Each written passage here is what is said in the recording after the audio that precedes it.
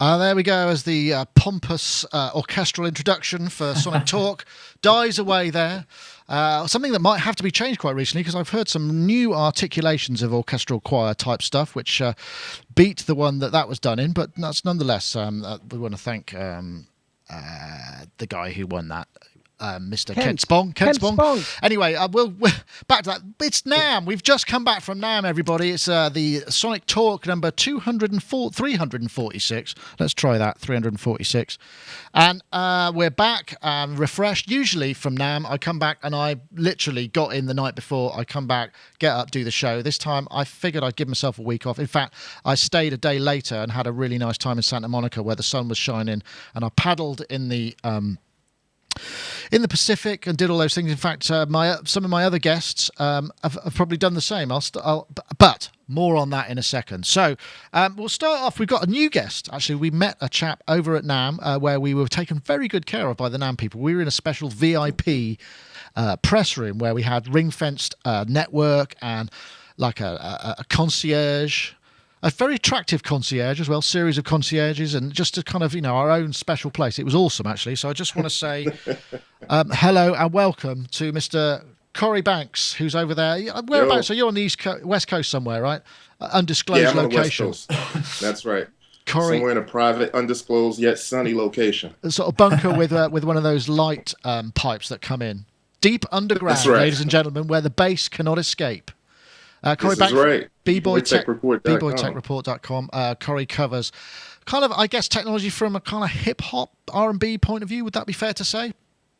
Yeah, that'd be totally fair to say. What I want to do with what I actually do with BBoyTechReport is I found that everything that I wanted to know, there was not much coverage from a hip-hop perspective or even an R&B perspective and a beat-making type of thing. So that's what I do.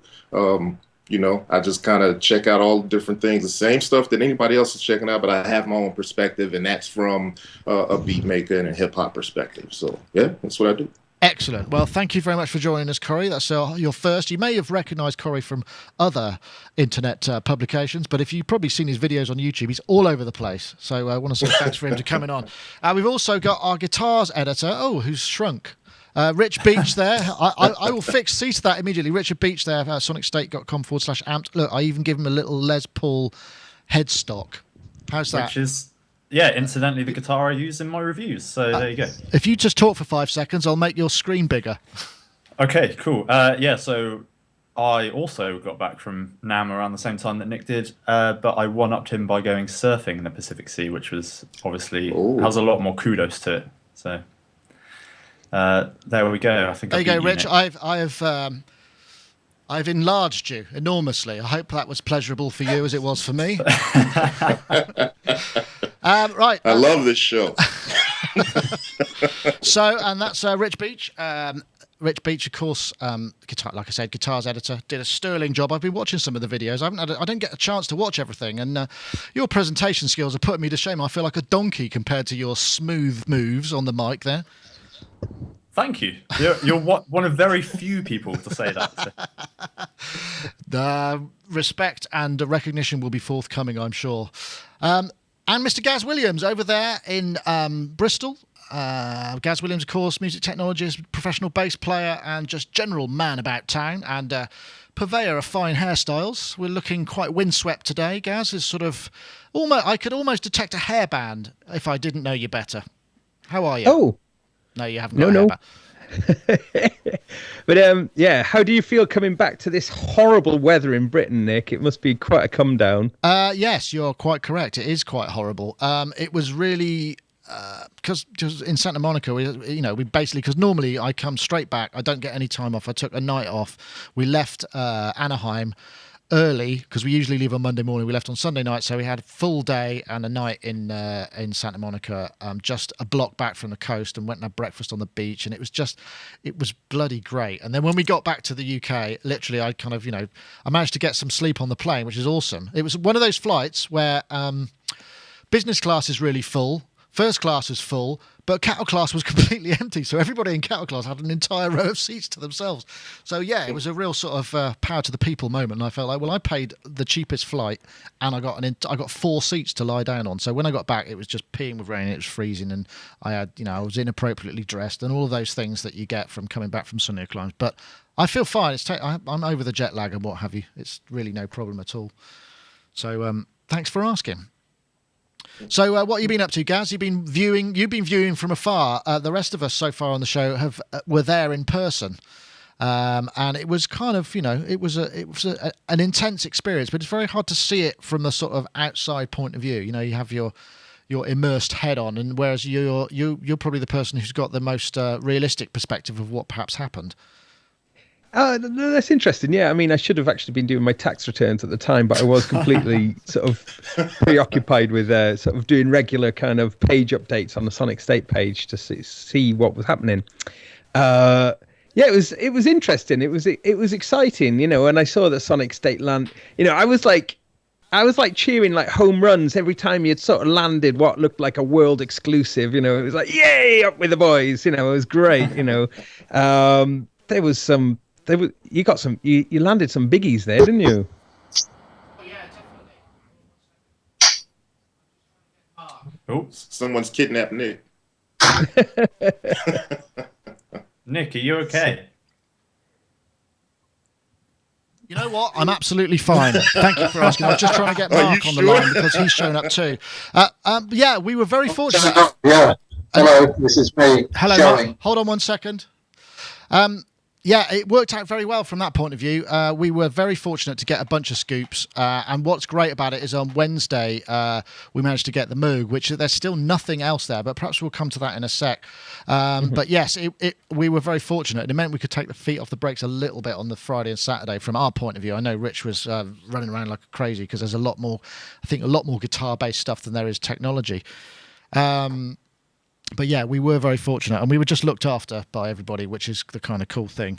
I'll just come to Mark quickly to introduce him because this is Mark Tinley, who's got the Rich Hilton lower third, because Rich unfortunately was very ill and couldn't come on because he was coughing regularly. So this is Mark Tinley, likebeing.com or marktinley.co.uk. I am marktinley.co.uk. Hello. Hello. I'm not Richard Hilton, but I don't mind pretending to be rich, but I'll have to put on... I couldn't even start to do his accent. I've got the wrong hair. Yeah, I know, that's all right. That hair's fine. I've got a cream beret somewhere, though. I could do that part. Well, that's okay. So Mark very kindly agreed to jump on at the last minute. Did you watch from afar as to what was going on at NAMM? I did watch from afar. I followed your Twitter feed, and I watched all your videos. And to be honest, I actually just looked to see what was going on at NAMM on your website. That's the way we like to keep it. Yeah, exactly. Yeah, and there are some kind of interesting things come out. I'll try and go through my muddled memory and see if I can remember what was exciting and what wasn't. I realise I put you rather on the spot there at 3 minutes' notice. That's always going to be tricky. I was going to go to Corry a second. So, Corry, how many NAMMs have you attended? Are you a veteran, or is this one of your early trips?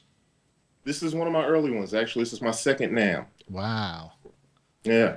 It's pretty exciting. Yeah. Yeah. So what? A lot of cool things going on. Yeah, exactly. I mean, this year felt very kind of buoyant and buzzing. But when you kind of come back and step from it, you think, well, actually, how many groundbreaking products were there for you? I mean, from your point of view, what was your highlights? Well, I can tell you, I'm totally enamored with the Moog Sub 37. I love what they've done to expand the Sub Fatty. I was really into, of course, the drum machine by the Electron Rhythm. They told me I can call it Rhythm, even though it's spelled RYTM. They told me they didn't need me to speak Sweden. So, so I call it the Electron Rhythm. So really into that. That was pretty cool. There were quite a few things. And, of course, I kind of stalked the Bitwig Studio Suite. So that was exciting. I'm really looking forward to that stuff. Yeah, it'd be interesting to see how they sort of come on with their optimization and what have you. I mean, they've set a date now, haven't they? Which is 26th of March, I believe, specifically Right. sort of just after Music Messe. So they've sort of found a window of opportunity. So yeah, we'll see how that comes along. That'll be interesting. It's going to be there's a lot of competition in the DAW market. So but also expectation for that at the same time. So hopefully they're going to be able to pull it off. I expect they'll get a lot of interest to begin with, right?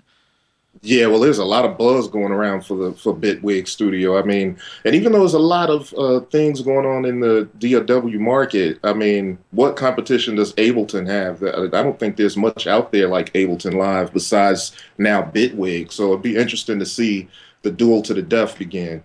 Yeah, well, I think the fact that it's got a familiar workflow and it's not like because people who run DAWs are a conservative bunch. They don't like to jump ship and have to learn an entire new set of key commands and all of that. And that's something that I don't think they've actually put in yet, which is customized key commands. That's going to be coming up soon. I would have thought you'd have to do that right away, but maybe they've made them as familiar as possible. But we'll have to see.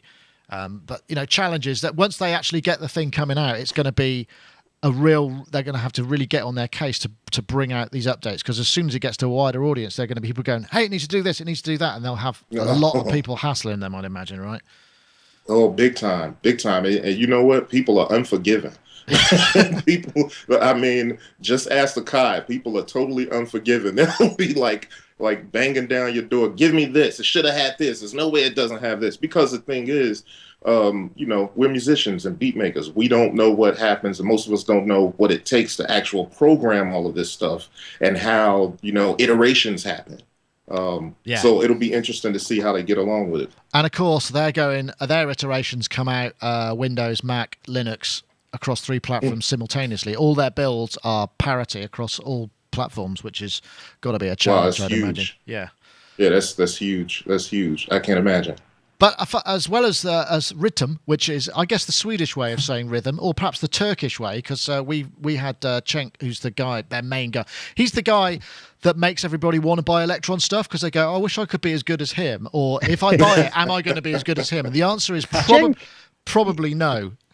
Cenk is about the most impressive product demonstrator I think I've ever seen, actually. I think agree with that, yeah. He's outstanding. And like Corry, I think perhaps the Electron rhythm was the highlight of the show for me, really, I think. But Cenk he's just like a whiz, isn't he, on all the products? Totally. And he's good at explaining things as well, though. You do have to kind of keep up with him, but he's lightning fast. It's interesting, when we did the Analog 4, they came over here, and literally John was doing the talking and Cenk was just basically demonstrating what he was saying at the time. And it is cool, but you can't get away from the fact that you're just basically looking at a screen and randomly tweaking a set of 8 knobs that are not labeled, which I think that's one thing Rich Hilton said, because Rich Hilton came over, was that it sounds great, but you've got to be kidding me, working on an LCD that size. I mean, it's so prehistoric in many ways. And you've got to say that is a point of view that has some validity, wouldn't you say? Mark, you might have some experience about that. Yeah, I've just got the analog keys. I'm not Rich Hilton, by the way. No, this is Mark Tinley, ladies and gentlemen. Clear up any confusion. I'll say that every time, shall I? I've just got the analog keys, and I've been playing with that, and I'm not finding that that's a limitation, having those knobs and being able to jump through the menus. I think the display could be bigger, but the information's clear, and being able to get to the things that I want to get to fairly quickly seems pretty clear. And I haven't looked in the manual, I've just switched it on. The only thing that's driving me nuts is I don't think analog keyboards should have digital reverb on them, and it seems to have digital reverb on things. And the button that says effect mute does something else. Well, to be fair, Mark, you've only had it in the house for an hour or two, right?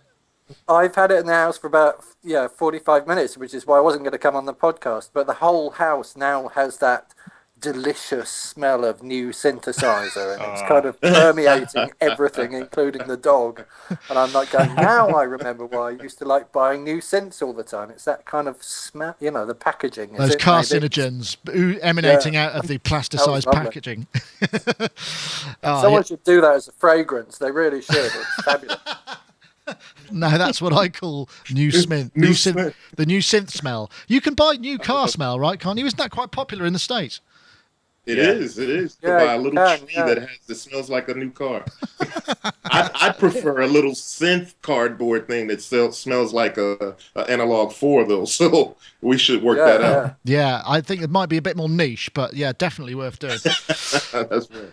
Rich, I'm feeling like we're leaving you out your guitar. You're over there on your guitar. Maybe you and Gaz can collaborate, because Gaz does play things with strings as well. So, so from your point of view, I mean, you've been what's this? Your 4th or 5th year now? I can't remember.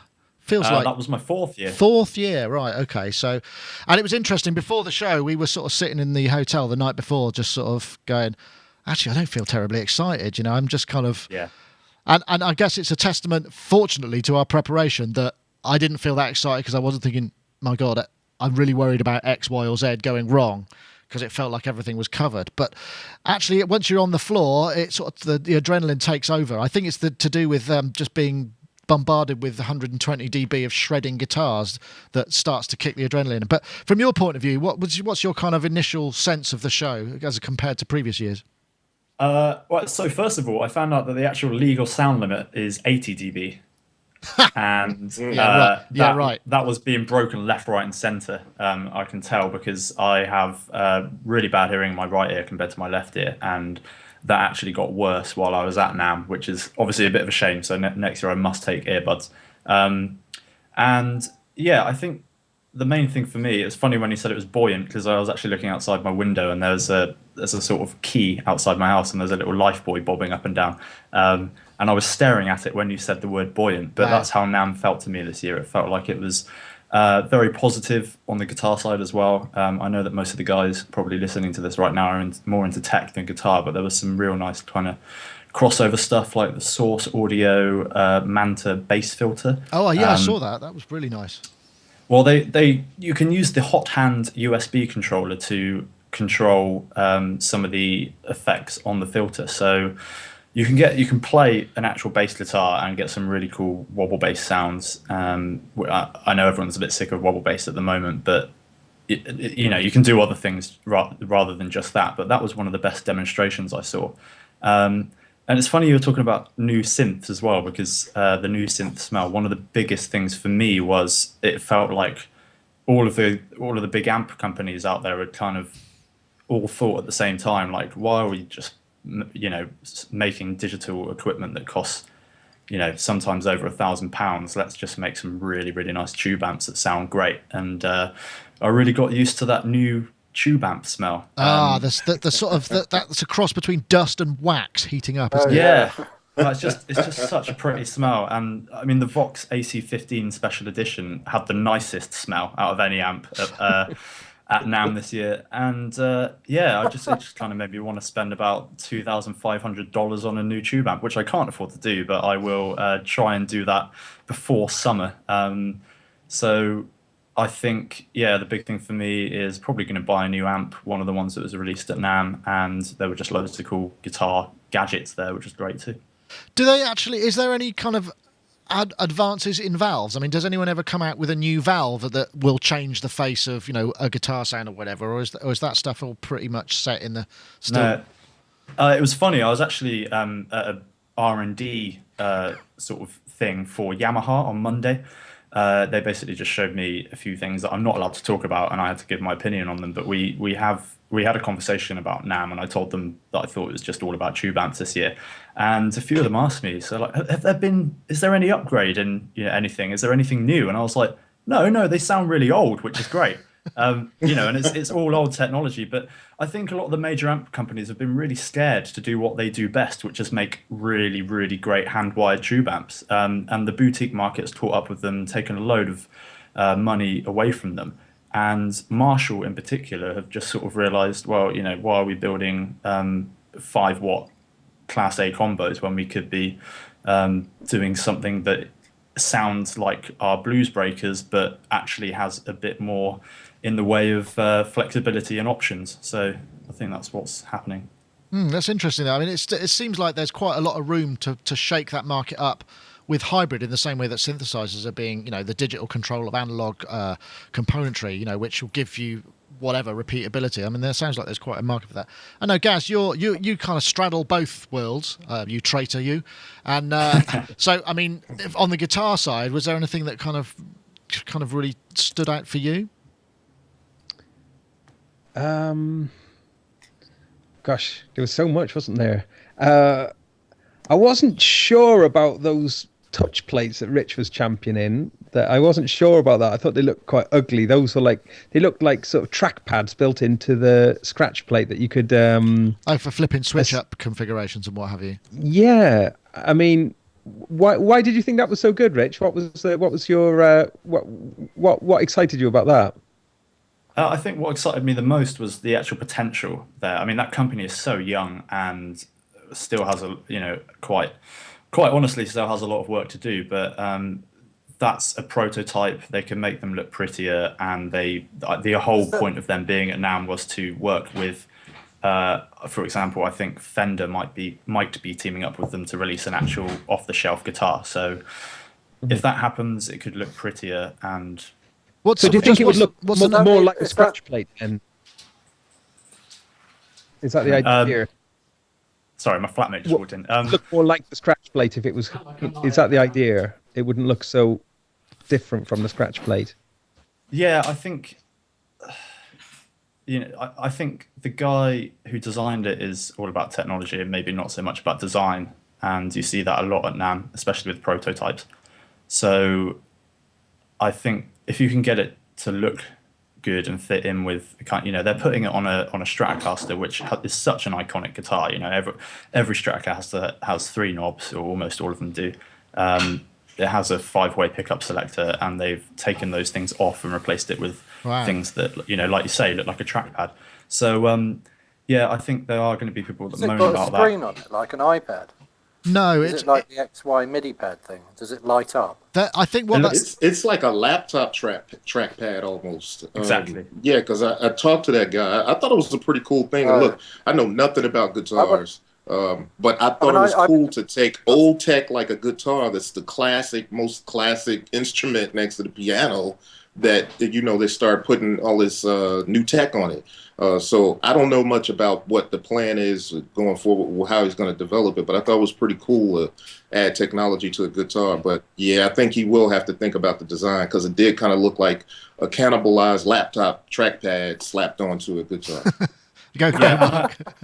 I've been doing a couple of things. I'm making a guitar at the moment, or I'm getting quite a lot of help making this guitar actually. So I won't claim to be the master craftsman here, but I've also been making stuff with this app called TouchOSC in the iPad, and making like loads of controller things. And it struck me the other day that if I built the iPad into the front of the guitar, and I could design my own controller interface and have it on the front of the guitar, that would be pretty cool. But then where do you put a bloody great big rectangular thing like an iPad on a guitar? So somebody needs to develop a kind of a shaped iPad. So instead of it being like rectangular, it could be shaped like a Strat scratch plate, but it would be a multi-touch screen, and then you could put your controllers on underneath the strings, and then you could touch the controllers and change things.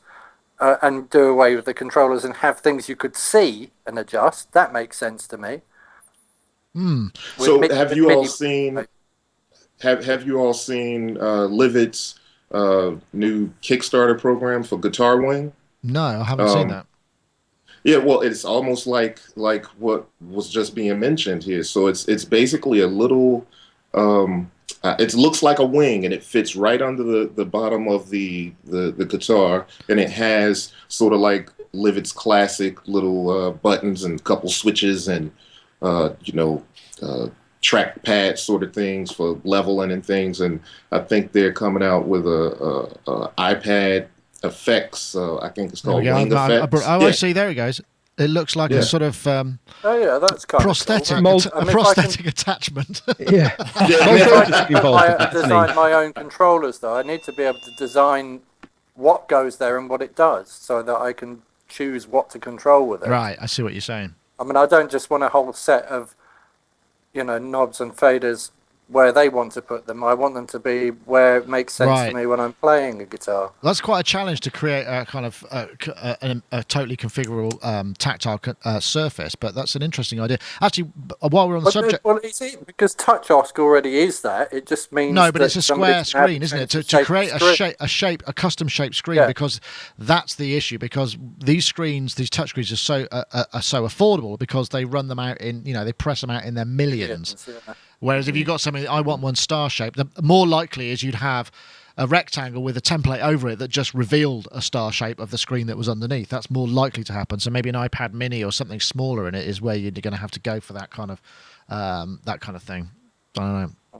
Did anyone see the Keith McMillan strong arm guitar sustainer, which is very similar to the Moog sustain guitar, but it seemed to have a slightly different overtone quality, and these little piezoelectric pickups that have they're individual strings, but there was also some other cool stuff in it, like he had an accelerometer, and I think where if you twitch the neck you'd change patches, you could do all sorts of things. That looked pretty interesting as well. It's Keith McMillan up to his usual kind of boffin bonkers kind of stuff. Did anyone see that? It sort of looked like a modernized Gizmo, didn't it, in a way, I think? Yeah, it did a bit. Because it sort of puts it actually sort of puts a little bit of vibration into the bridge saddles, which kind of gives the strings Really? I think near infinite sustain, doesn't it? Yeah. Wow. Nice. Look pretty good. And that's retro. You can fit that onto I things. think so. Yeah. I mean, I think you still have to cut a big hole in the back of the guitar to put the electronics in, but the bridge itself is the same. And I don't know if the accelerometer was drilled in somewhere. I didn't quite see that, but. It was a very brief demonstration, but to my ears it sounded nice, because the thing about a lot of those infinite sustain things, they have this really weird metallic overtone. The harmonics are wrong, and it actually grates. It doesn't, whereas that sounded a little more musical to me, a little bit, so without going into too much detail. But there was something else I was going to talk about as well, which I've completely forgotten. Oh yeah, that's right. I mean, the one thing that also came out, I mean, it seemed to me, we didn't have what we call massively progressive new technology. We go back to the RYTM. I mean, I suppose the thing about that, the only other analog drum machine there is the Tempest. So this is giving that a run for its money. And the other kind of cool things. Did anyone see the Arturia Beat? What's it? I think I've got a video of that somewhere. The Beat Step. Yeah, I mean, if fabulous. I might be able to play something. I'm going to try and play something. Oh, here we go. I think this is it. We'll find out after the credits come in. I think this is the Beat Step. Or is it... This is going to be... Okay. Yeah, got it right. I'm Glenn Darcy, Vice President. We'll just play this for a sec. For Arturia. We're here at the 2014 NAMM show, and I'm here to show you the new Beat Step. The Beat Step's a general purpose MIDI controller. It's going to be available in March. The street price on it's going to be $99. Jesus, $99. It's 16 pads and 17 assignable knobs. So it's a standard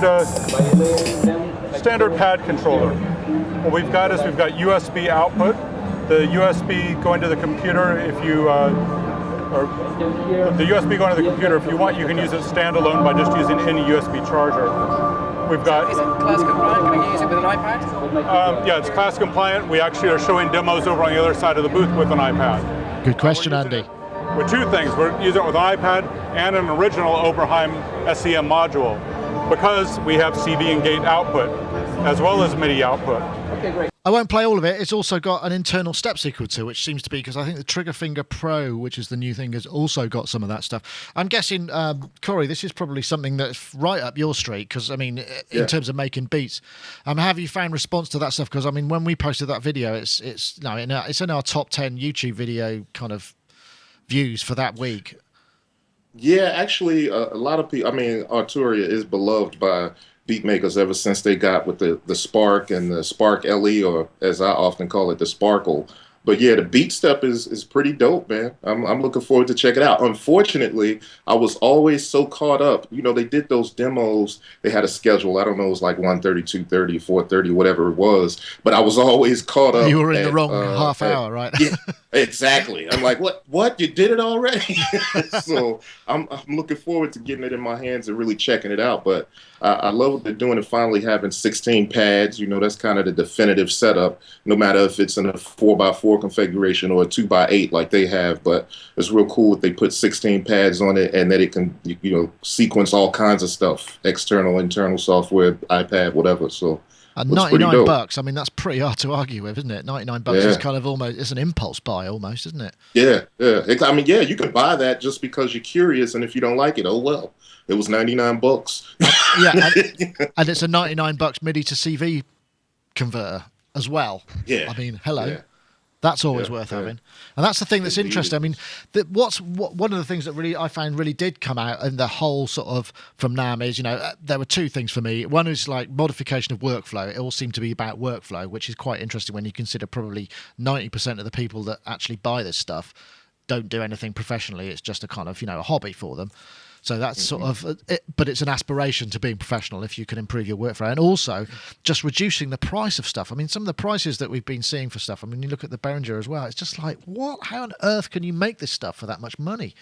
And that's the thing that's kind of interesting. And Arturia definitely nailing that. I don't know whether maybe it's a lost leader. You get in stores where they put something cute in the window that costs next to nothing. Mind you, though, you look at a toy, don't you? If you saw a toy, like a children's toy, and you pay, like, say, sort of 15 quid for it or something, and, they obviously have got the toy manufacturing, have got that down, haven't they? So perhaps it's just, advances volume, within... I suppose volume. That kind of thing. So they've utilised prior R&D and used and then created something with volume. They must have created billions of them. Yeah, that's true. But it's another Arturia product which is bang on what people want. They did it with the Mini Brute and then certainly with the Micro Brute, and they just seem to have their finger right on the pulse. I mean, that thing, it manages to tick so many boxes, and it actually looks nice as well. It's got a nice design aesthetic which ties in with their other products, and mind you, it's because it's so white, you're going to get that kind of NPC finger dirt pretty quickly, which I guess is almost like a badge of honor in beat making, isn't it? If your pads aren't grubby, what have you been doing with your life? That's right. You ain't been banging them pads, son. What's up? You ain't banging the pads. Your pads ain't dirty. Mind you, finger banging pads. That came up in another interview we did with the Roly Seaboard, which is the squishy keyboard that is on the other end of the price scale. Somebody left in the comments is like, why would I want a keyboard that's like yeah. Anyway, I won't say that. Carry on, Gaz. The Roly Seaboard. Oh, sorry, Gaz. Yeah, no, go, Rich. No, when I saw that because obviously, I dealt purely with guitar stuff, well, mainly when I was at NAMM. So when I saw that come up on our website, the word Roly in capitals is so close to RNLI, and then, RNLI, C, it would be lifeguards. So I saw that and I was like, why are the RNLI releasing some sort of product that is related to the C that is, a tech product? They're going to say it really confused me. Just for our international viewers, RNLI is the name of our national lifeguard. The people who go out in the boats and save lives in the sea. So yeah, I get your point. Lucky it's not red or has a life jacket. Anyway, you definitely wouldn't. But yeah, maybe it floats. You could probably use it as a life-saving device. It's made of some kind of special foam that might, in fact, it's an interesting thought. But coming back to you, Rich, I mean, you're talking about we were talking about price point stuff. Were you seeing that the prices were being driven down on the guitar side, or was it sort of very much going in the boutique direction, pay more and get something more unique? I think there was a bigger divide between boutique stuff and cheap stuff. So even companies that would maybe usually release really expensive products were also building products that are affordable, like matchless amps, which are completely unaffordable for most people, released a preamp box where you could get the sort of the matchless sound in a pedal format, basically. And then Fender, they're doing their pawn shop stuff still with amplifiers. They had this really cool amp called the Vaporizer, which was like $300, so cheap for a 12-watt tube amp. And then they were releasing new versions of their Tweed amp ahead, and that cost I can't even remember, it's like $2,000 something, which right. Isn't affordable for most people. But no, I guess not. I mean, you end up with that kind of it's the divide, the boutique thing. Same with synthesizers as well, I guess.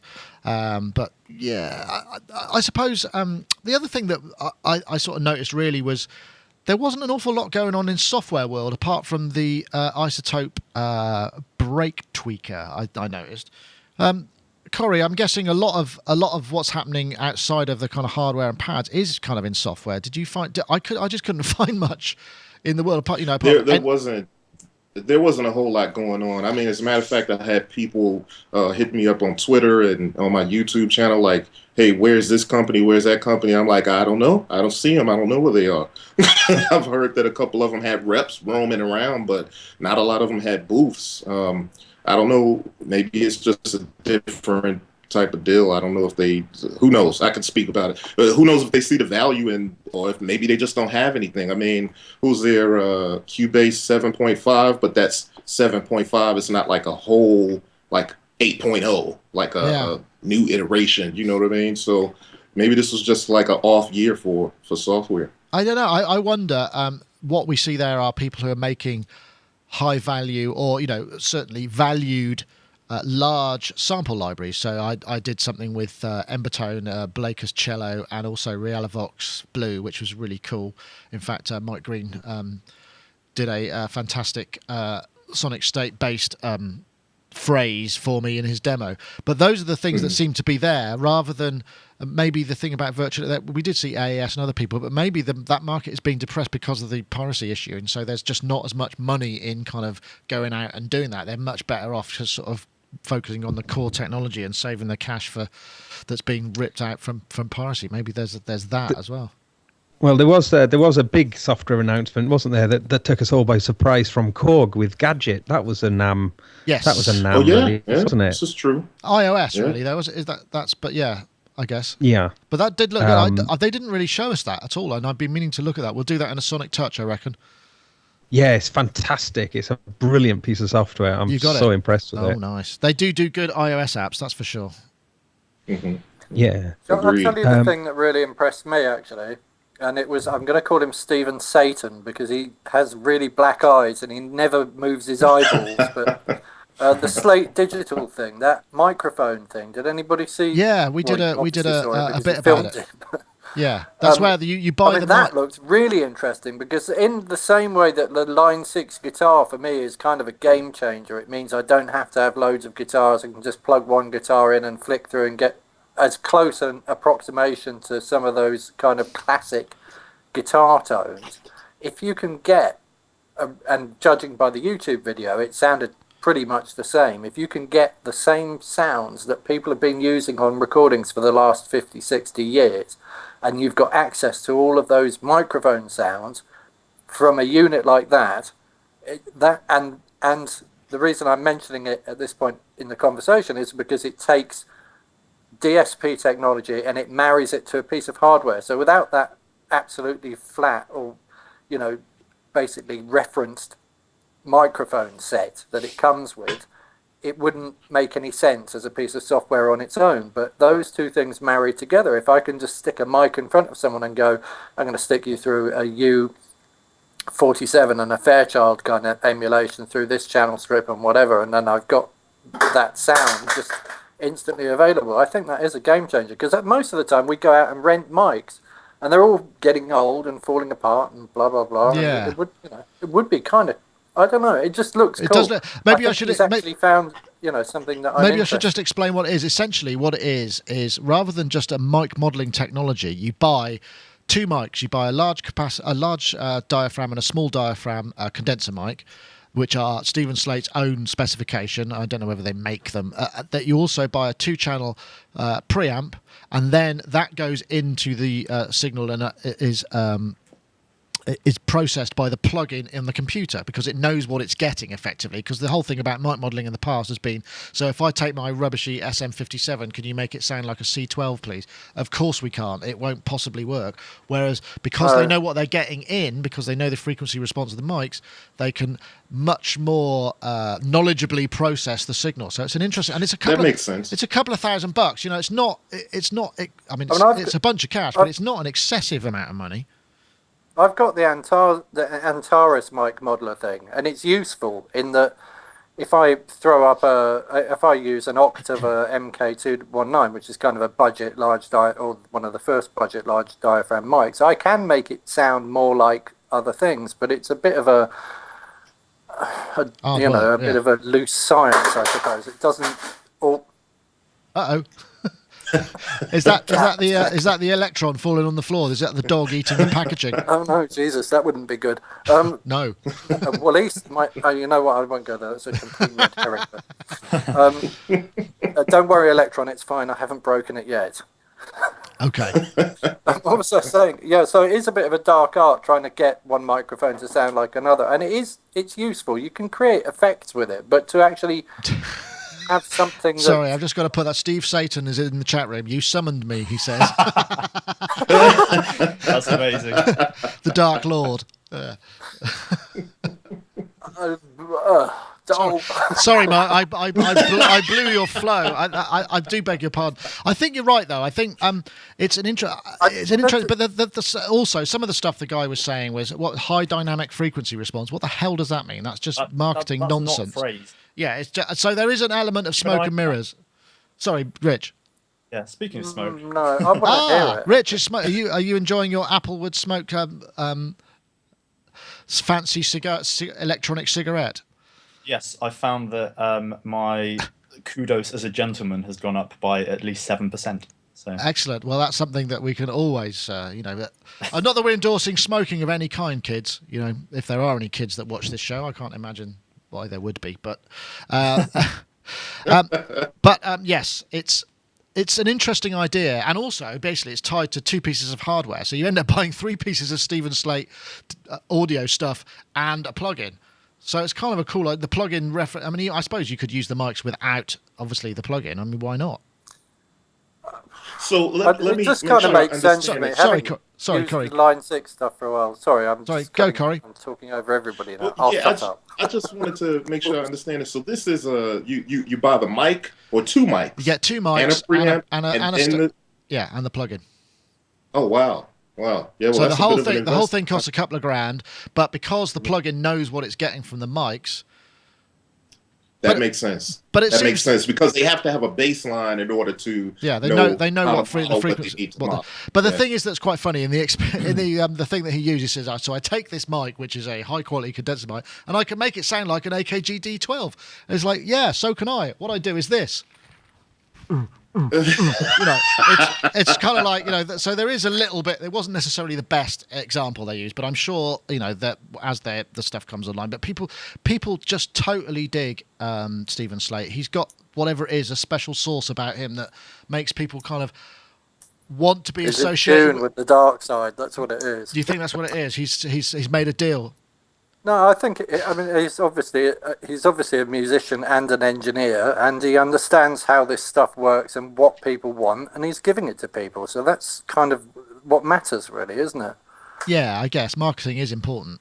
That's true, as well as everything else. So is this like I'm trying to get my head around this? Is this kind of like what the Kemper profiling amp is for amplifiers? I guess there's an aspect of it that could be the case, but it's. Well, he says in the thing that it's not convolution, and that he says not. So it's not an impulse response, and it's not a DSP-based EQ thing. It's modelled in a different way, but I didn't really understand what that was. But it's all done in Max MSP. Well, if you think about the Line 6 guitars, the Line 6 guitar has a piezo pickup in it, and all piezo pickups in the bridge sound pretty much the same. So if you feed that piezo pickup through a set of electronics and you then have a set of electronics that can model various different guitars, in theory you could put any piezo pickup on the front end of that electronics, which is, I'm trying to do this at the moment. I'll tell you whether it works later. But okay. So if you take the concept and apply it to a microphone and say the microphone is now a flat pickup that we know the response of, and then we can model different things onto that flat pickup. If you're always using one of those microphones, then theoretically it's doing pretty much the same thing. It's taking one signal and modeling it and into another signal. As long as it's got some frequencies to work with, I think that's the thing. But I mean, so that's why it needs to have the whole spectrum of frequencies to work with, which is why you can't make an FM57 sound like a U47 or a U87. It just doesn't have the top end. It's like downgrade only. Downgrade or side grade only is possible, I think. Yeah. So speaking of Line 6, then, what did everyone think of their Bluetooth amplifier?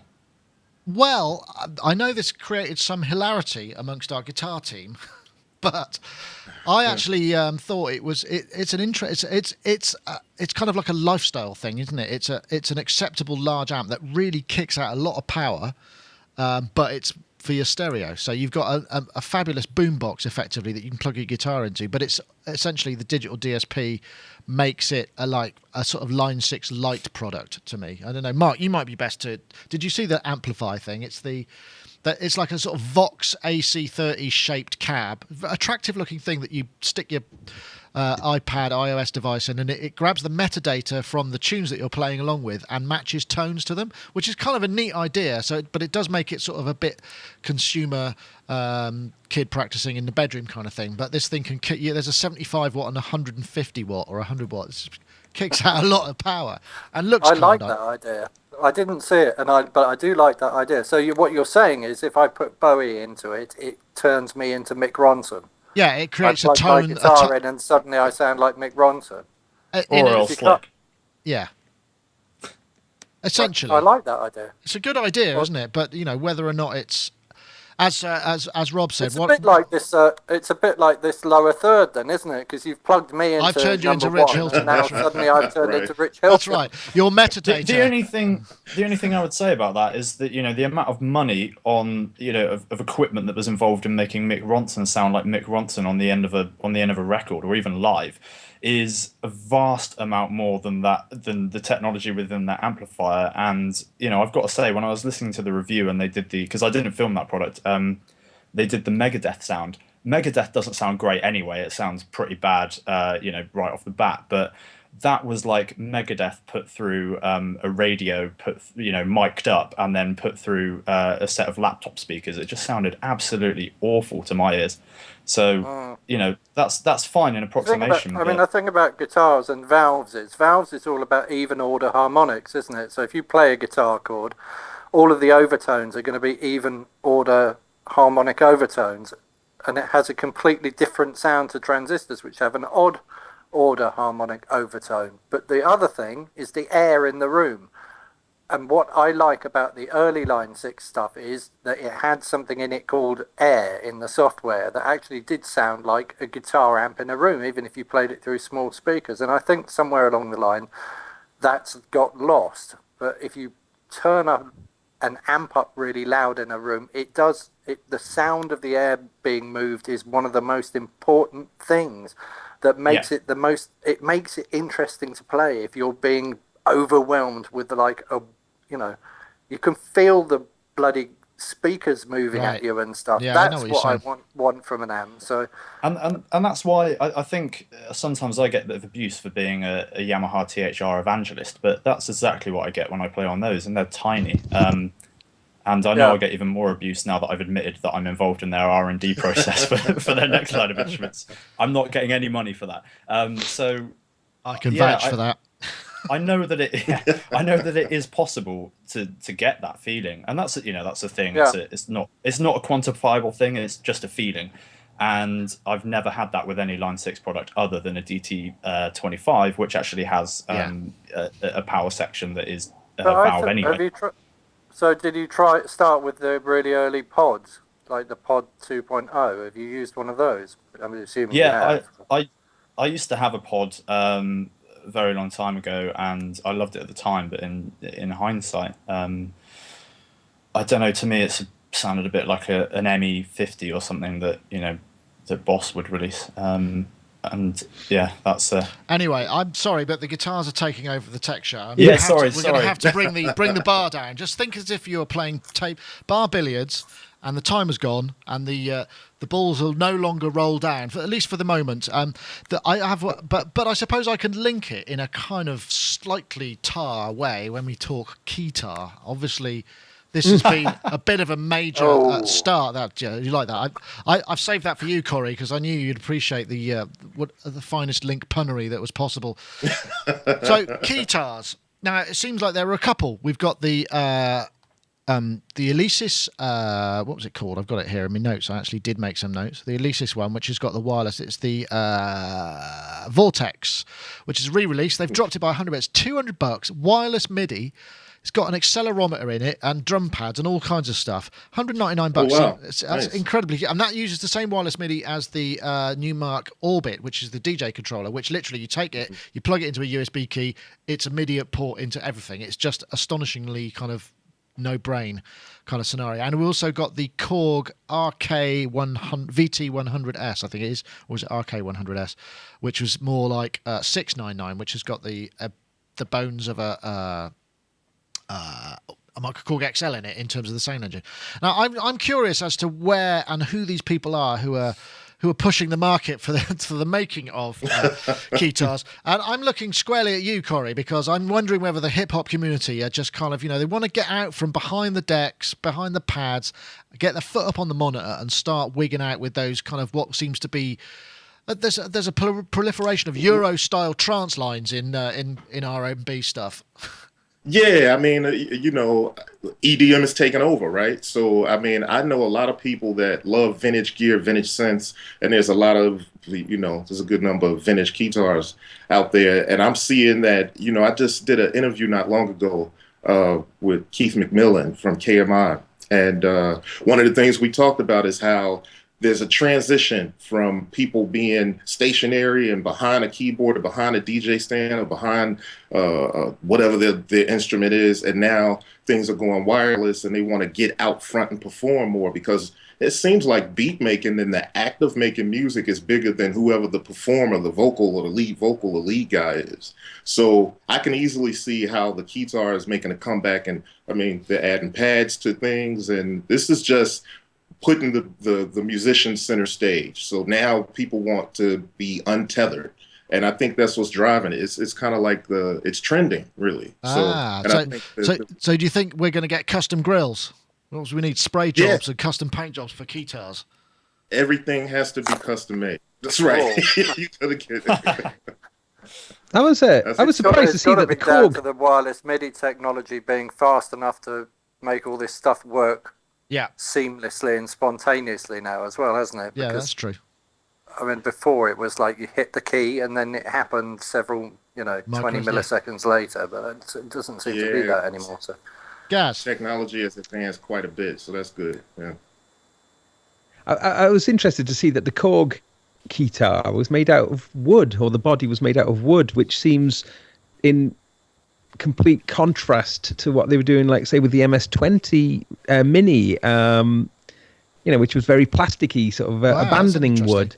So it'll be just the thing for the oh god, what's the name? I had that gag lined up and I can't remember what the name of the boat is. The Titanic Band. You toss that in and then you can swim off with it. It might keep you floating. Float around with the Keytar. But that seemed quite strange to me, because Korg's products have been, as innovative as they can be. The build quality's been going down quite a lot, becoming much tackier, much kind of more plasticky, and yet that Keytar has got like a wooden body. Did that not strike you as being a bit strange? I didn't know that it had. I didn't know it had one, actually, but that's an interesting idea. I mean, it's not a cheap instrument. They're kind of going for the quality, I guess. Maybe they want it to last, because the idea is going to be on stage, so it wants to kind of. I guess after a while it could look really distressed and sort of. I was wondering if it was just trying to be a bit more like a guitar, but being made out of wood. Whether do you think it affects the tone? That's more appealing.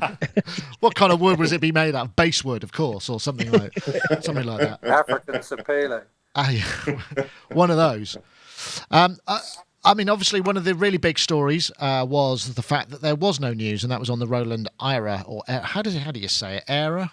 I mean, AIRA. I suppose I've heard that they've changed the way you pronounce it. Oh, do you have the latest update on how it's pronounced then, Corry? Breaking news. Well, okay, so I talked to one of the people at NAMM, and I said, I'm looking for the AIRA, and she says, we don't pronounce it like that anymore. I'm like, what anymore? It's not even out yet. Did she tell you? We've pronounced it AIRA. So you pronounced it correctly. AIRA. She says it's not AIRA, it's AIRA. Because AIRA sounds like error. Error, yeah. I suppose it does, yeah. They made an error not releasing it in NAMM, obviously. Who knows? Well, we don't know whether it's going to be an error or not, but AIRA is actually winging its way to us. It's going to be here. We're going to get a pre-release look at it. We can't say anything about it until the 15th of Feb, I think, but I'm hoping it's going to be here on Friday or Monday, and I'm going to have it, whatever it is, or whatever they are, in my hands to play with. Yeah, so I'm quite excited by that. I'm looking forward to it. I'm looking forward to what you think of it and what it actually is. I guess the AIRA is a line of 3 or 4 products, so it'll be interesting to see exactly what they come with. And there's some people that seem to be a little disappointed that it's not analog, because, we're all analog crazed right now. I love it, but, I suppose that somebody like Roland can make a pretty good digital piece. That's what they do, right? So it'll be interesting to see what they got. One would think so. Do you think there's an appetite for it in the kind of beat making community, or are they looking for analog or vintage, chips and what have you? Well, there's a lot of people wanting analog stuff and vintage stuff, but there's a lot of excitement about this AIRA TR-08 because, obviously the TR-808 is so classic in beat making and hip hop. So yeah, there's a lot of people curious about it. I think it's going to make a big splash. As long as they don't make any glaring mistakes or anything, I think it'll be pretty good. Yeah, all they've got to do is get the kick drum right, the hi-hat right, the snare right, the claps right. They could probably leave the clave, not too worried about that. Ride cymbal's quite important. And then if it's got 909 sounds on it, you've got to get, because people endlessly the quest for the perfect drum. You cannot sample it. It does not come across right. So it's going to have to be got right. And from what I'm hearing, I know that it's been going out to artists, and artists have been looking at it and kind of they lining them all up to kind of do their this sounds great kind of videos. I don't know if you know of anyone who's had their hands on it or anyone does. So maybe there will be, whether the buzz is going to start being, actually, I couldn't believe it sounded, I couldn't believe it wasn't a whatever it's supposed to be. That would be interesting, because that's the sort of stuff that's going to be leaking out quite soon, I guess. Yeah, pretty much. I've heard that there's been some guys in forums that said they've tested it, and although it is digital, it sounds pretty damn good. So I'm interested to see what they come up with, and I can't wait to get my hands on it. I'm interested to see what you think about them when they bring the set over. Yeah, well, I've never had or owned an 808, and I really hate step programming. So it's going to have to be so it's going to be interesting to see, because I left all that behind when I sold my Korg DDM 110 or whatever it was. But anyway, it'd be very interesting to see what the sound generation is. And the no news. What Dave Smith said about analog and digital, because I think he basically said that he's not running with any trends, which makes perfect sense if you're designing synthesizers to actually go with what works for the design of the synthesizer and what sounds good. And he was just so kind of chilled out about synthesizer design. I just liked his approach and his attitude to it. I think I favor digital oscillators with analog filters. So I would go in his direction. Yeah, I had a chance to play with the Prophet 12, and just sort of 10 minutes, just stuck a pair of headphones and played a few, and I have to say it sounded bloody amazing. It really is just absolutely enormous and kind of really impressive. So and I haven't felt that perhaps quite so strongly about some of the other products that he's made. So yeah, whatever he's doing, I think he's getting right in many ways. Gaz, I like the tabletop format as well. I want one love that. Especially that's, Right. Sorry. But then again, I also want a Freak Box Murmux as well. I quite like the look of that. Just for the carpet. Gaz, go. I was going to mention the Freak Box Murmux. I wonder if that's going to bring a new dynamic into the design of these products to look more. I don't know. Like that thing, when I first saw it, what's it, a tweed covering? I'm just trying to find it in my massive list of videos. Yeah.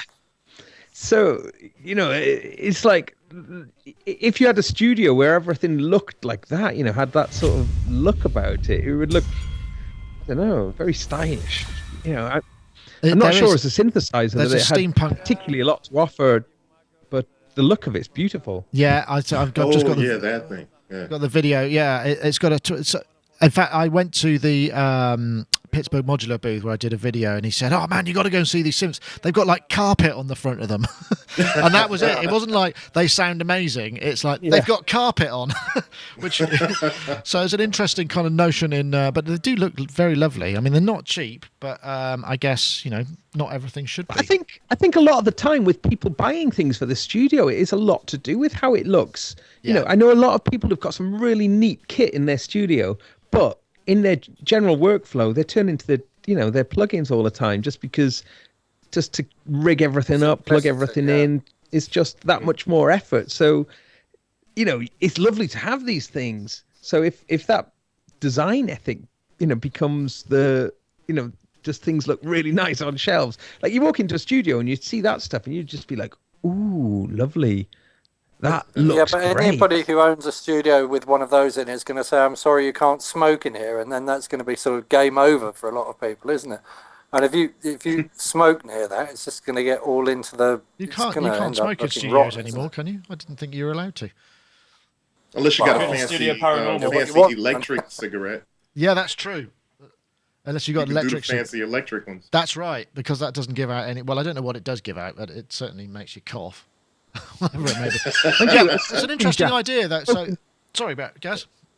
Just going to say a cigar and a smoking jacket would look perfectly right with that Murmixer, wouldn't it? It would, yeah. It should come with one. That's right.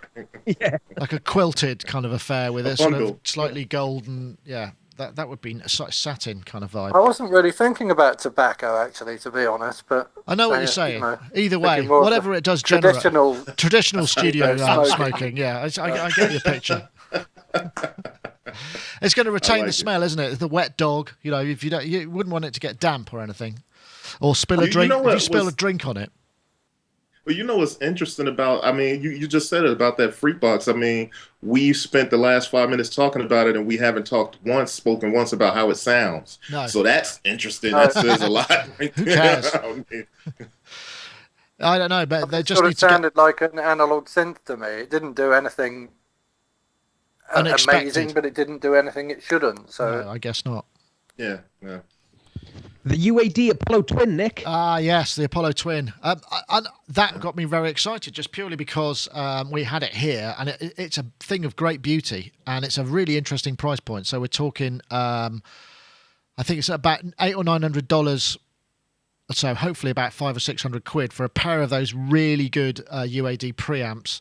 Plus you get a pair of the Shark DSPs in it, and you get an ADAT input as well. So you can get up to and an SP diff. I think you get up to 10 inputs, because you got the 2 mic pre's and that. I mean, it's also got this variable mic technology, which they're releasing plugins for, which actually physically electronically changes the characteristics of the mic pre's so that you get a variable impedance. So it'll match, and so it'll sound like, or at least be modelled more accurately like other mic pre's, which have different impedances and what have you. And that is a very interesting idea in itself. But I must admit, Liquid channel, the Focusrite Liquid channel did something similar to that, didn't it? But this, obviously, it's an audio interface as well, and it just it's just got the form factor is just beautiful, isn't it? That would just look really great in on a desktop. It is so beautifully built. The only downside is it's pure Thunderbolt, because there's got to be a jump at some point. And this was interesting. The thing about Thunderbolt is, and we've discussed it before, is just the sheer cost of the interface is enormous. But it does the Twin. If they could then if they make that Twin and they're making enough money on the actual hardware, it would be really interesting to see if they maybe start to bring down the price ceiling of some of the plugins that they produce, because it would make that platform a great deal more attractive to a lot more people. I don't know if everybody's had the experience of the UAD stuff, but the mic amps. We've got these SE Electronics ribbon mics. The mic amp, one of those ribbons into the UAD mic, it just sounds. It's gorgeous.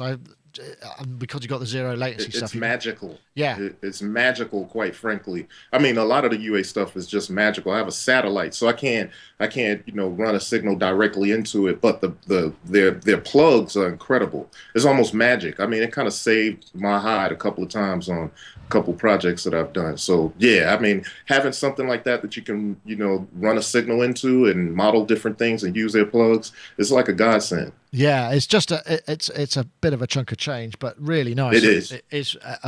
I'd be interested to see what the final UK street price is, because and it's going to be interesting to see if anybody would want to actually buy the very similar looking Zoom Thunderbolt. I didn't get a chance to see that, but that's not dissimilar in price, but doesn't really have an awful lot of I/O for the money, does it? I seem to recall. No, I can't really see what the point of it is, really, because it's quite pricey, I think it's $500 or $600, and I'd have to check. Mm-hmm. Yeah, I mean, Zoom are a great company for making cheap, very functional products, and here's an expense product that doesn't really do a lot. So it seems quite a strange, mixture of what Zoom normally do, and obviously with this Apollo, which it might be a little bit more, but you get an awful lot more for your money. So I mean, I'm not sure that Zoom are going to have a success on their hands with that thing. I'm just going to bring that up. And not to mention, you have, with the UAD stuff, you have that whole, this is just like a gaggle of all of these plugs that they have. I mean, the Zoom can't compete with that stuff. No, it's a 2-in, 2-out. I mean, what's it going to cost? Let's have a look. It does look kind of very similar, sort of. Well, hold on, $399. I mean, that's about half the price. So I you got the Apollo Twin next to it there on that picture. Yeah, I know. Yeah, that's funny. Good comparison pic. Thank you, sponsor. Yeah, it's interesting. It's going to be, it's because they're very different price points, but you can't help but think, which one I'd rather have is the one on the right at the moment, for sure. But yeah. Interesting times. I'm just trying to think if there's anything else in that's been called. I think one of the big. Well, we saw in the flesh one of the new Mac Pros. Sorry, what was that, Rich? I saw a few people in the chat room wanting to hear you talk about the Theramini. Ah, the Theramini, yeah. As well as the Moog thing, the Theramini. This is an interesting thing. I've got it somewhere. Let me just quickly dig that up. But that was the new Theremin from Moog, which has got a quantization on it, basically. So it allows you to snap or not in varying degrees the pitch. So it essentially makes it a playable theremin, because as we know, a theremin is quite hard to play, but it's also, but what's inside it is more interesting. It's DSP based, so it's actually got what they said was the bones of the Animoog. I'm just trying to find it here. I know we got a news story, but one thing they did say was the Theremin is by far and away the biggest selling product for Moog, which is surprising, because I mean you don't see it played an awful lot. Moog introduces the Theramini. Yeah, here we go, and we shot something here with Steve Durrant. There you go. That's what it looks like. It's a beautiful looking thing. We actually had me and Rich, actually good time to plug our sponsor, me and Rich, thanks to Presonus, who sponsored the tech side of the videos. We were doing a 10-minute kind of massively improvised, incredibly last-minutely organised stand-up routine, and we got Moog to come on do it. We did this thing called 1 Minute Pitch, where we just bring people on, and I forgot the name of the chap. He came on and did one. It was just, he was holding it, and it was every time we moved, it all went woo, woo, woo. It was very good. It was comedy gold, I have to say, and I think it was. I think Presonus will, when that on reflection, looking back at it, they'll probably be able to license it to one of the major networks, I'd imagine, as a sort of sketch in its own right. But yeah, thank you very much to Presonus for their sponsorship of our coverage, and also obviously to modkitsdiy.com for the amp side of things. But yeah, the Theramini is interesting, but it is a digital thing. But it's also got, I think it's also got MIDI and CV out. So again, it's got ways of, people are sort of and it's, what price is it going to be? $319 it says here, which is a pretty good. That's value. A great price point for that. I mean, I have a Theremin Etherwave kit not far from here, right over on the table. It's a kit. Nobody move, it'll go off. That's right. So to see a theremin come around with, one of the things the guy said to me, the thing about a theremin is about to play it. It's not the most easy thing to play. So having that pitch correction on there where you can actually play through the scales, where it's like you said, a training wheels kind of for playing theremin. Yeah. And it has the Animoog engine in the inside, or the Animoog derived engine in the inside. So I think it's a pretty fresh idea. I think they're going to sell a gang of them. I think it's going to be into education. But can you imagine? I mean, if we stand back a little while and just say, right, what the world needs is a whole new generation of theremin players coming up through the ranks so that we can hear more of it in our everyday recordings. Does that sound like a statement that we would all support and wholeheartedly endorse? I'm not sure if that would necessarily... I would. That's a good way that's an interesting way to look at it. I didn't think of it that way, but yeah, you got a point. I mean, it's interesting because I use the theremin as a kind of example of, when people are talking about using like leap motions and stuff to control things, but gesturally. And I said, well, have you ever tried to play a theremin?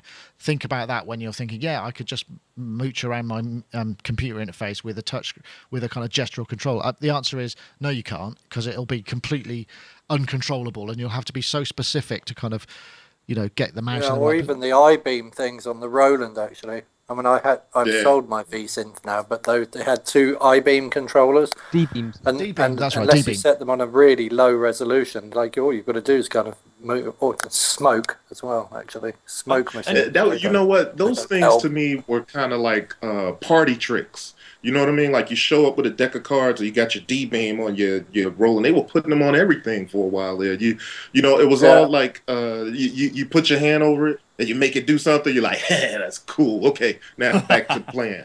Exactly. I mean, has anybody ever mastered playing music on the D-beam? I don't mean the thing is there was also that whole generation of Roland demonstrators that had this kind of ninja-like kind of way that they would use it and look really like it was. Oh, this is just almost bringing me to climax, That's right.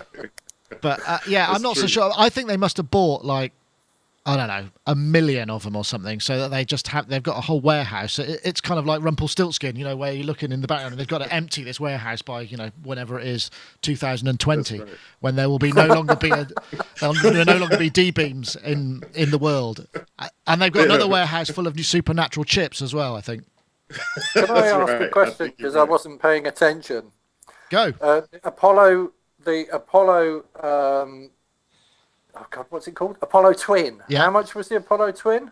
It's about $900, $800 or $900. So it'll be hopefully in the region of 600 quid.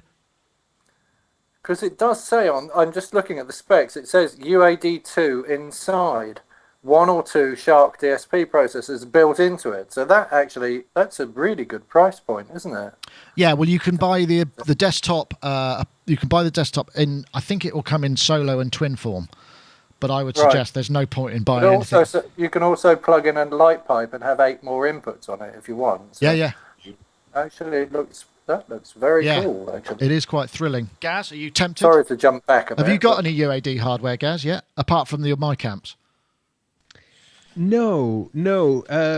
But I mean, I used to use the TC PowerCore platform and the Focusrite Liquid Mix as well, but I stopped using those because I didn't like the fact that those things always had to be plugged in order to be able to run the project that I was working on. But if it's your audio interface, then that does make it a lot more appealing, I suppose.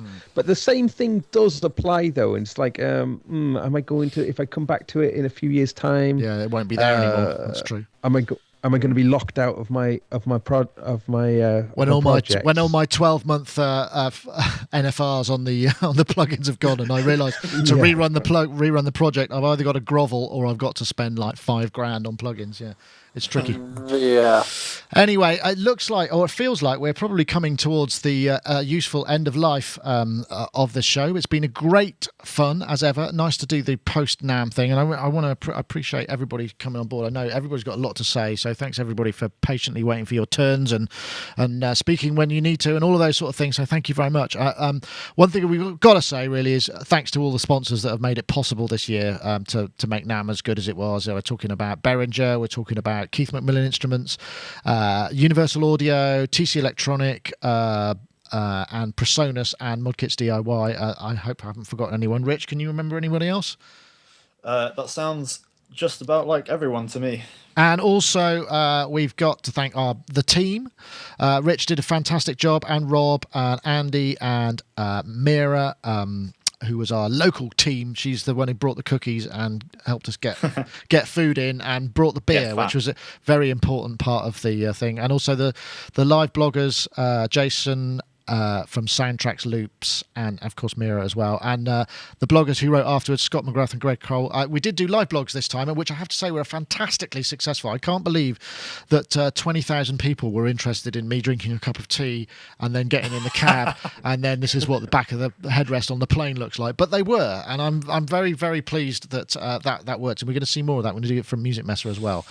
So we'll say thank you to everybody this week. I'm going to start with you, Rich. I know your precious time off. You've been working constantly in your proper job since getting back. So appreciate you kind of taking time out rather than sleeping, which I'm sure you probably need to.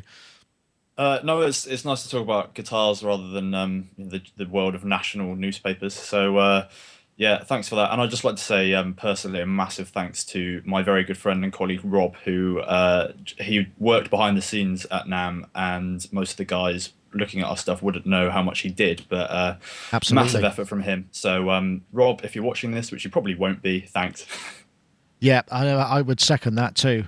I'll see if I can dig out one of those photos that will embarrass him for the rest of his life. I think I did find one. If I could, here we go. This is Rob. Yeah, we'll just hopefully that'll. Well, I'll wait for the photo to load. And in the meantime, I'm going to go back to Corry. Thank you very much for jumping in, and great to have you on the show. It's always nice to get fresh blood. Well, thank you, man. Thanks for having me. It's been a blast being on the show. Anytime you need me to come back, just holler. I'll be there. Yeah, great. I appreciate it. Thank you very much. And good to meet you. And we'll see you there next time as well. But we'll certainly talk before, and we'll love to. And I'll expect to be invited to the after events where there's all this beer you're talking about. Absolutely. Yeah. And there's proof. In fact, I think I've got proof of what happened at the. There we go. That's Rob. And there's Rich asleep in the background as well there. But yeah, thank you anyway, Corry. BBoyTechReport is where you need to go. Check out what Corry's up to. You're still posting stuff from NAMM, right? Indeed, I am. Yeah, one-man show, so got a lot of work still. I got some videos that are still being edited and posted. So for the next couple of weeks, there'll probably still be stuff being posted. Cool, excellent stuff. And also, I want to say thank you very much to Gaz Williams over there, gazwilliams.me, reclining on the sofa, chilling like a resident, in the immortal words of Young MC. Yeah. I was just going to say, you must check out, if you haven't already seen it, Andy's review of... Andy's kind of, not his review, his feature on the new Sony D100 portable recorder. It's a really funny moment in it. That's worth the guy does his spiel and he does a little wave as though that's it, and then Andy asks him a question, and his face is amazing. It just looks like he's kind of so what is the improvement exactly? And he can't actually come up with a decent answer, can he? It's a brilliant moment. Well, do check that out anyway. Thank you very much, Gaz. Pleasure, as always, to have you. And Mr. Mark Hilton over there in his testing lab. Monsieur. I'm feeling very chic. Very chic, yes, in fact. Well, I have just sat on my armchair and clicked on all your videos and found out what's going on in the world. I even purchased something, actually, for the vast sum of £4 from Forgotten Keys, that the Rhythm Ace sample set for Contact, which is really good, actually, and I think I might buy all of their stuff, actually. what can I say? Thank you very Well, much I for say having thank me. I you. always enjoy doing this. Well- Apologies for talking all over everybody. I'm doing it again. That's all right. I need a light here. Recording you need to have now. like a kind of a MIDI-controlled light over the internet, so that goes green, mark it's okay to talk now, and then red, stop.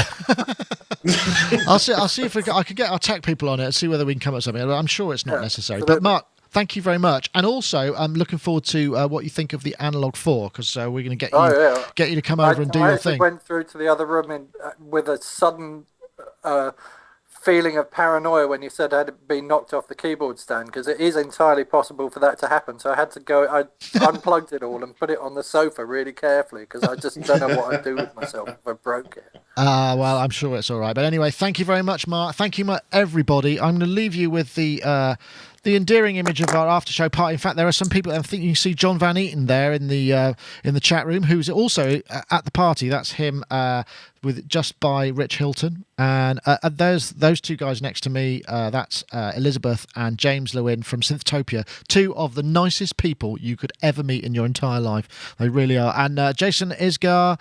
Aaron Isgar, and there's Rob and Andy, and there's Jason Donnelly and Rich there in the corner, and Mira and some bloke who I don't know who he is.